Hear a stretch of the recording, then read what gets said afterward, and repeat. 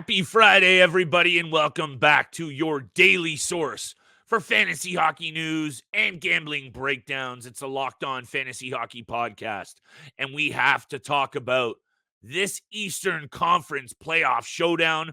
Who's better going up against who? Are the Toronto Maple Leafs even alive? We'll break it all down for y'all on today's episode. You're Locked On Fantasy Hockey, your daily podcast on fantasy hockey.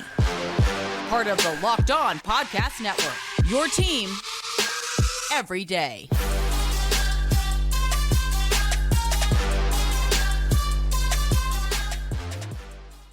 What is going on, everybody, and welcome back to the Friday episode of the Locked On Fantasy Hockey Podcast. Shout out to the everydayers holding us down, making us your first listen every single day. Today's episode is brought to you by FanDuel. Make every moment more. New customers get $200 in bonus bets with any winning $5 bet. That's $200 if your bet wins. Visit FanDuel.com/lockedon to get started. Steele, I don't know what to say other than I'm ready for the playoffs. I want this all to go down, but I'm nervous. As a Toronto Maple Leafs fan, as a bettor out there, there are a lot of different things that can change over the next couple of weeks, and you and I are going to talk about it later in the show. We're also going to get to Friday's bets, but we're going to talk a little bit about the updates that you need to know injury-wise. We're going to get it out of the way quick and dirty because honestly, Steele, I don't even know what your take is on this, but one of the topics circulating the NHL realm right now are what team do the Toronto Maple Leafs match up well against? And I think also that means what teams match up against better otherwise. Florida, Boston, the New York Rangers, Carolina Hurricanes. We'll break it all down. Let's get to these updates, though, because Mitch Marner mentioned it. He's out for another week. Aaron Ekblad, he's returning. But maybe let's focus on Elias Lindholm because I'll talk about the Colorado Avalanche in a sec. What's your take on the Vancouver Canucks headed into the postseason? I know Elias Lindholm is holding down the third line, which is kind of nice. Right now, day to day, hit me with your take on Lindholm since joining Vancouver and what you think this Canucks team can do because, to be honest, I'm not really certain. I mean, I know the Vancouver Canucks have also been in the heavy topic right now as well, along about what's a good matchup for them heading into the postseason. True. And as it is sitting right now, I believe they would be facing the Nashville Predators, the hottest team in the NHL. So that would be maybe an upset in the making. I think I might have mentioned that actually a couple of episodes ago. But I mean, with Elias Lindholm personally, like when he got traded there, I think it was exactly what the Vancouver Canucks needed. I still think it's the exact thing that they needed, but he hasn't been, I don't know, confidence with this game, comfortable, fitting in there properly. Like he started off pretty well with the Vancouver Canucks in the first 5 games. Yep. But he's kind of dried out a little bit. Only has 9 points in 22 games. He's a -5. Not good, not great. Not great. Yeah, exactly. He's average. He's in the middle ground right now with the Vancouver Canucks. But the peripherals are nice. 31 shots, 16 blocks, and 29 hits. I mean, you can't take that away from him. But other than that, he's been fairly disappointing, even though the Vancouver Canucks are still winning games. They're 7-2-1 in their last 10 games, and they're still atop of the Pacific Division right now. So, I mean, they've got a pretty good distance on the Edmonton Oilers. I still don't think it's possible the Oilers catch them, but I think it's very unlikely. I think most likely the Vancouver Canucks are going up against the Nashville Predators. Oilers do have 2 games in hand, but they do. For sure. I mean, it's a tough ask for sure. Very much so. I can't remember exactly what the remaining schedule was on that ranked list that we were doing the other day. But I mean, Vancouver Canucks, whether they're going up against the Nashville Predators or Vegas Golden Knights, those are 2 very tough matchups for them in the first round. I think, and this is no disrespect to the West Coast, the Vancouver Canucks at all. There's this thing that's going on for the last number of years, Steele, and I can't help but be obvious. The West Coast hockey fans, the East Coast hockey fans, it's very, very much an argument at every single turning point. And when I talk about the Vancouver Canucks, I just have to be honest. I'm not even going to talk about the Maple Leafs or anything like that. As a team sitting where they are, I have a lot of question marks, and it's not even Thatcher Demko, who we hope he's back and healthy and ready to go. Should be. I'm just a little bit concerned about this Vancouver Canucks team. If they have to go through the Vegas Golden Knights and Nashville Predators, okay. Nashville Predators, say what you will about the roster. They're the hottest team in the league. And then when you look at rosters, why would you want to face the Vegas Golden Knights? So say what you will about the season, which we can't take away from. Elias Lindholm, 4 goals. Is it 4 goals? 5 goals and 4 assists. Yeah. It's not good enough for me. I know he's on the third line. I guess I just wanted to highlight the fact that bringing in this player, there was a lot of hype around it. Can he still bring value in the postseason? Most definitely. Can the Vancouver Canucks go on a run? Why not? I'm questioning it still, and we have to highlight it because if Lindholm is out even more game to game, you're going to have to get creative here. I just wanted to also mention Mitch Marner's absence for the Toronto Maple Leafs because this is a precarious position this team is in. The Tampa Bay Lightning are nipping at their heels. Mitch Marner is the straw that stirs the drink. Yeah. And you can see how Austin Matthews' offensive game, that's too much pressure and reliance on number 34. He needs someone else there to feed him the biscuit. I don't know how you feel about this deal. We're going to get there right after the break. That was just a little bit of a tease. However, I'm excited to talk about it if you're okay. Yeah. Let's go there right now because we're keeping today for the first time ever short and sweet. Today's episode is brought to you by eBay Motors. Passion, drive, patience. What brings home the winning trophy is what also keeps your ride or die alive. eBay Motors has everything you need to maintain your vehicle and level it up to peak performance. Superchargers, roof racks, exhaust kits, LED headlights, and a whole lot more. Whether you're into speed, power, or style, eBay Motors has you covered. Over 122 million parts for your number one ride or die. You'll always find exactly what you're looking for. eBay, guaranteed fit. Your part is guaranteed to fit your ride every time or money back. With eBay Motors, you're burning rubber, not cash. With all the parts you need at the prices you want. So easy to turn your MVP and bring home that win. Keep your ride or die alive at ebaymotors.com. Eligible items only. Exclusions apply. eBay, guaranteed fit, only available to U.S. customers. And thank you so much for making the Locked On Fantasy Hockey Podcast your first listen every single day. Are you watching on Fox Sports or ESPN on your TV? Have to turn down the volume with all that shouting? Make the switch to Locked On Sports today, a free 24/7 sports streaming channel programmed for you every day to bring you the biggest stories without all the screaming. Locked On Sports Today brings you can't miss analysis, opinions, and news streaming 24/7 on YouTube or the free Amazon Fire TV channel apps, part of the Locked On Podcast Network, your team every single day. Once again, thank you so much for tuning in for today's episode with Flip and I. Continue to smash that subscribe, the follow button, leave a 5-star review. We appreciate all the love and support you show us Monday through Friday. So thank you so much again, and couldn't be more excited about the postseason around the corner.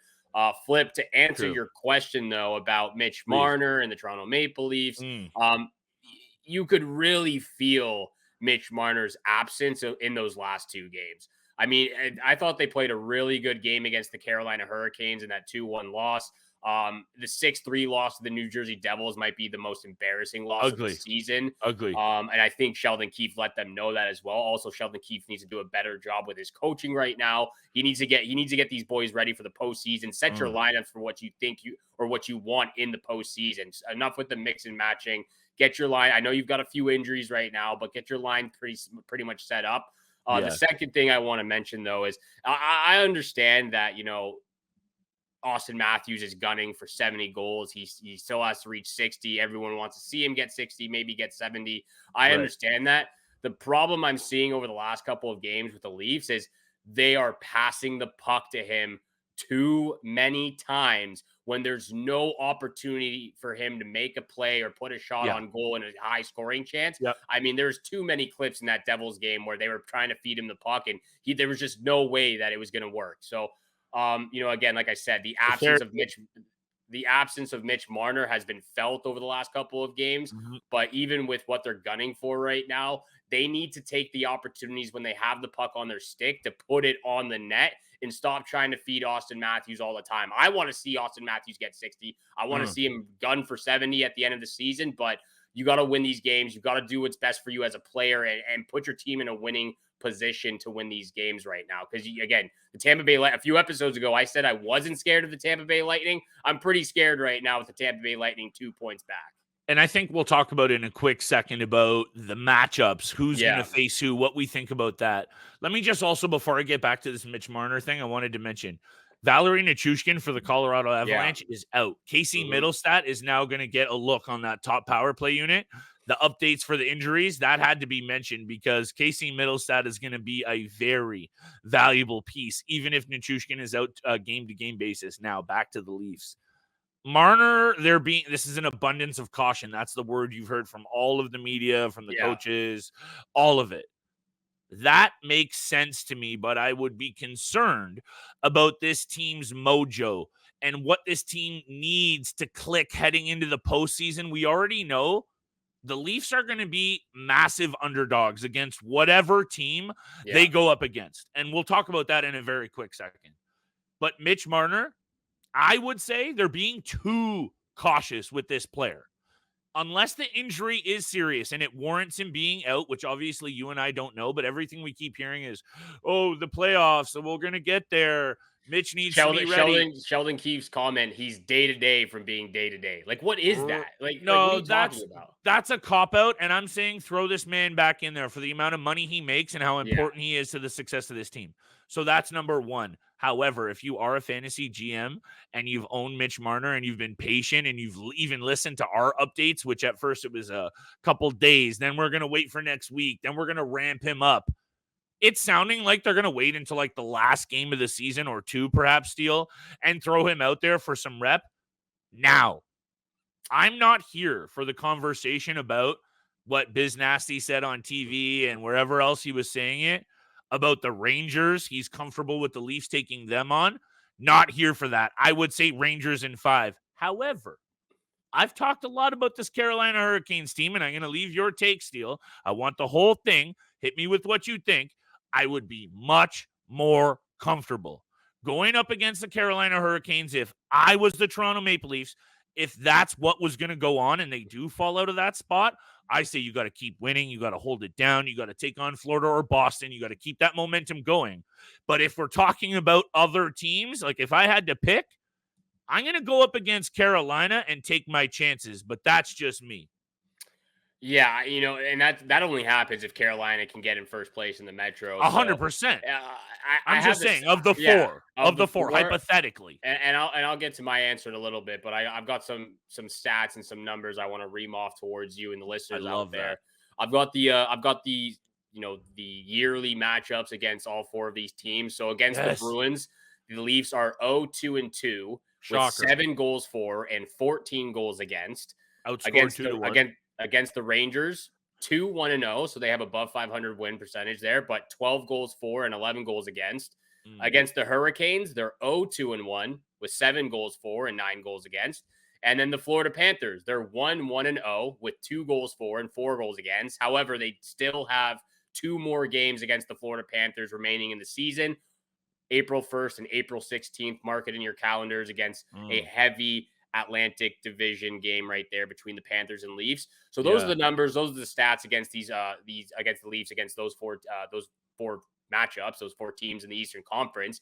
I would have to agree with you with the Carolina Hurricanes. Thank you. We're picking our poison here, right? Still exactly. These are all 4 good teams. There's no good option whatsoever. No. There's no good option whatsoever. No. But when you look at the Boston Bruins, there's so much history there. Every single time we face them in the postseason, we've got absolutely heartbroken. The number one thing for me against the Bruins is the Maple Leafs have shown us that they don't have an answer for David Pastrnak. There is no answer for him. They have they've shown us. They just don't have an answer for him. And when he's not going, Brad Marchand is getting under our players' skin and creating chaos. And we're on the penalty kill. So yeah, there's too much history there with the Bruins. I don't want to face them in the first round. Panthers are a very scary, dangerous team. We saw in the second round. Cup favorites right now. Cup favorites. We saw them go on to the Stanley Cup Finals last year. We got dusted in 5 in the second round against them. That's a very dangerous team, a very scary team, a very physical team that I don't believe the Leafs match up even remotely well against. So even when they come across them in the postseason, I'm getting on my knees and I'm praying. I'm hoping to God that they can somehow get a W against the Panthers in the postseason. But yeah, Rangers and Hurricanes is where I find it very interesting. I think either of those teams Whoa. I think either of those teams, they have a way better shot against the Bruins and the Panthers. Yeah, Sure. if you had to go in order, who would you pick? You go Hurricanes number 1. I Who go would you go second? Hurricanes. I would go Hurricanes 1. And in terms of, aside from all of what you said in terms of like the Leafs just can't get past Boston and the intangibles that Pasternak's in their head and Marchand is too, in terms of just matching up against teams, I go Carolina 1 and I would go Boston 2, just in terms of offensive talent. If they can cook on offense, that's how I would rank it, Steele. That's all. And hold on, let me just interject, because it's not pretty however you slice it, Yeah, like you said, it's not. because the Leafs steal the 27th best penalty kill in the NHL. They're awful. And oh, wait, Tampa, number 1 power play, Carolina, number 3, New York Rangers, number 4, Florida Panthers, number 5, and the Boston Bruins, number 8. So you know me on special teams. I'll just leave it at this for my take. You know, I like to say it. I just would say if the offense clicks, the Bruins can't keep up with it. That would be the take I'd have to say there. However, I don't think there's a good way to look at this, pal. There isn't. The Leafs have their work cut out for them, and they might still be dropping spots. So buckle up for both you and I. The thing with me and the Boston Bruins, and I do agree with what you're saying. I think the offense for the Maple Leafs outweighs the offense of the Boston Bruins, but when in time when the Maple Leafs offense is clicking and they are at the best of their top of their game, the Boston Bruins are going to drag them back down into the chaos, get dirty, get physical, get gritty, get a little nasty out there, and they're going to lose their mental side of the aspect of the game. So the Bruins are in the Leafs' heads all day. I'm going Hurricanes, then Rangers, then Bruins, then Panthers in that order. So I don't think we're too far off there, but I agree with you. I think the best shot for them is against the Hurricanes, because I think that's a matchup where we've seen, even though they're 0-2-1 on the season, I think they've been very low scoring games as well. Whether we've seen at times Pyotr Kochetkov struggle this season, is probably going to be Frederik Andersen anyways, but that's a goaltender the Leafs know a little bit. So maybe they have some history there where they can kind of get inside information, but that's the way I'm leaning. That's the way I'm leaning right now, is the Hurricanes would be the best matchup. But regardless, there's no easy route for the Leafs going all the way to the Stanley Cup Finals. Very intriguing matchup Thursday night while we're recording this. Washington Capitals taking on the Toronto Maple Leafs. If the Caps win and the Flyers lose, they're into that third Metro spot. Yeah. We don't need to talk about that once again. Let's get to bets around the break. You and I are going to break down every single first round matchup, X factors, bets, who wins in how many games, playoff pool advice, everything you need throughout the playoffs. Steele and I, believe it or not, we don't take any days off here, even though we could use a few right now. Monday through Friday, all playoffs long. You can tap right into the pod. Tap right in. Only one game on the schedule for Friday night, but we're still coming hot and heavy with the big time bets. We got 3 picks each out here. Oh. But thank you so much for making the Locked On Fantasy Hockey Podcast your first listen every single day. Continue to hit the subscribe, the follow button, leave a 5-star review. We appreciate all that love and support you show us Monday through Friday, 7 o'clock in the mornings, when you can find our episodes. So again, thank you so much for tuning in. Only one game on the schedule, Flip. A very, very dry time of the year right now, or I guess dry weekend. Easter weekend. Hey, it's Easter weekend. It's a little early this year. Yeah, happy Easter, everybody. One game on the schedule. Buffalo Sabres taking on the New Jersey Devils. Somehow the New Jersey Devils, they're not out of it yet. They've got 9 games left. They're 5 points back of the Washington Capitals right now, so they've got a chance. They've won their last 2 games, but they need these 2 points badly. Washington also has 2 games in hand, and I actually have liked what I've seen from the Devils of late. And also, when you dig into these, and let me just fire this off quick because I got a same game parlay for the head tops. New Jersey 7-3-0 in their last 10 against Buffalo. Excuse me, UPL has been getting pumped of late. I'm gonna go a same game parlay of Devils money line. I'm going to take the over because both of these teams have been Yes. involved in a ton of crooked scoring games. Also, 8 of the last 9 head-to-head, over the number. And then take a look at a little bit of a sleeping giant who started the year doing nothing in Timo Meier. Oh, I love where you're going with this. All I of a love sudden, this. on fire, Timo Meier looking like the player that they acquired. Penalty minutes, shots on goal, production in points. He's getting it done. He's got game winners. He's got power play points. He is now all of a sudden way too late doing what the Devils paid the price to get him, but I don't care because we're betting on him. He has 4 points in his last 2 games. He has like 10 points in his last 5. Meier anytime point. Devils and the over feels like free money steal, and that's my same game parlay. And if I had to have a lock, it would be Meier anytime point. Love that, absolutely, because that's where I'm starting with right now. Timo Cool. Meier, anytime goal for me personally in this Friday matchup. it. He has 5 goals in his last 5 games, so he's Thank been you. absolutely feeling it for the New Jersey Devils. A little bit late to the party, but he showed up Yes. finally. Might I as also, well. I'm with you.